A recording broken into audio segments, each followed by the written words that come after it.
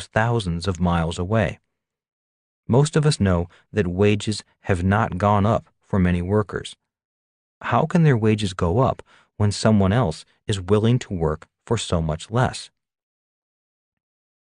One big difference between an entrepreneur and an employee is that an entrepreneur is excited about the changes that the shift from wall to web is bringing. Many employees are terrified of the changes. One last difference. The last difference I will mention is the difference in pay between employees and entrepreneurs. Some of the most famous CEOs, like Steve Jobs and Warren Buffett, have the lowest salaries. Could it be because CEOs who are employees work for a paycheck, and CEOs who are entrepreneurs work for some other kind of pay? Are you an entrepreneur? As you can tell, there are differences between employees and entrepreneurs. The purpose of this book is to go deeper into those differences so you can decide, before you quit your job, if being an entrepreneur is the path for you. In conclusion, in my opinion, the biggest difference between an entrepreneur and an employee is found in the differences between the desire for security and the desire for freedom.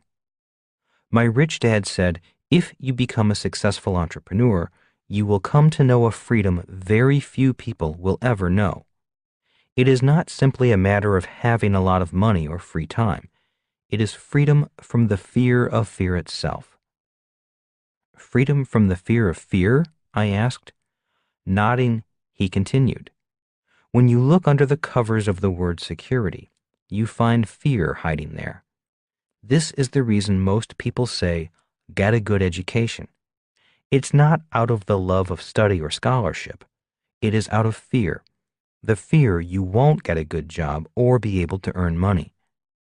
Look at how a teacher motivates students in school. It is motivation by fear. They say, if you don't study, you will fail. They use the fear of failing to motivate students to study. When the student graduates and gets a job, once again, the motivation is fear. Employers say, verbally or non-verbally, if you don't do your job, you'll be fired. The employee works harder out of fear, the fear of not putting food on the table or not having money to make the mortgage payments. The reason people crave security is fear. The problem with security is that it does not cure fear. It simply throws a blanket over the fear, but the fear is always there, like the boogeyman chuckling under the bed. Being in high school at the time, I could really relate to the idea of studying out of fear. In school, I only study because I am afraid of failing. I do not study because I want to learn. I am so afraid of failing that I study subjects I know I will never use. Nodding, Rich Dad said, studying for security is not the same as studying for your freedom. People who study for freedom study different subjects than people who study for security. Why don't they offer a choice of study in school? I asked. I don't know, said Rich Dad. The problem with studying for security is that the fear is always there. And if the fear is always there, then you rarely feel secure. So you buy more insurance and think of ways to protect yourself. You always quietly worry, even if you pretend you're successful and have nothing to worry about. The worst thing about living a life of security is that you often lead two lives. The life you live and the unlived life you know you could be living. Those are some of the problems with studying for security. The biggest problem of all is that the fear is still there. So, becoming an entrepreneur means you will not have any fear? I asked. Of course not, smiled Rich Dad. Only fools believe they have no fear. Fear is always present. Anyone who says he or she doesn't have fear is out of touch with reality. What I said is freedom from the fear of fear. In other words, you don't have to be afraid of fear. You don't have to be a prisoner of fear. Fear will not define your world as it does most people's worlds. Instead of fearing fear, you will learn to confront fear and use it to your advantage. Instead of quitting because your business is out of money, because you are afraid of not being able to pay your bills, being a true entrepreneur will give you the courage to go forward, to think clearly, to study, to read, to talk to new people, to come up with new ideas and new actions. The desire for freedom can give you the courage to operate for years without needing a secure job or a steady paycheck. That is the kind of freedom I am talking about. It is the freedom from the fear of fear. We all have fear. The difference is whether fear causes us to seek security or to seek freedom. An employee will seek security. An entrepreneur will seek freedom. So, if security is the result of fear, what is the driving force behind freedom? I asked. Courage, smiled Rich Dad. The word courage comes from the French word le cœur, the heart. He paused for a moment and then finished the conversation by saying, "Your answer for choosing to be an entrepreneur or an employee is found in your heart." Freedom is more important than life.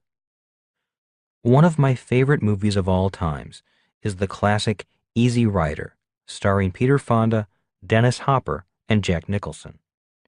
In one of the scenes just before Jack Nicholson is killed, he talks with Dennis Hopper about freedom. I believe it is appropriate to end this introduction with those lines because it is why I chose to be an entrepreneur.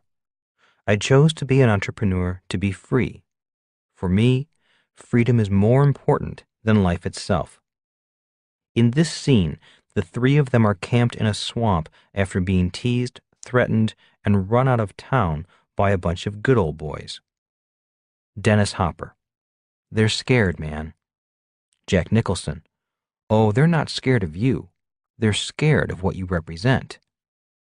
Dennis Hopper: "All we represent to them is somebody who needs a haircut." Jack Nicholson: "Oh no, what you represent to them is freedom." Dennis Hopper: "What the hell is wrong with freedom, man? That's what it's all about." Jack Nicholson: "Oh yeah, that's right. That's what it's all about, all right. But talking about it and being it, that's two different things. I mean, it's real hard to be free when you're bought and sold in the marketplace. Of course, don't ever tell anybody that they're not free, because they're going to get real busy killing and maiming to prove to you that they are. Oh yeah, they're going to talk to you and talk to you and talk to you about individual freedom.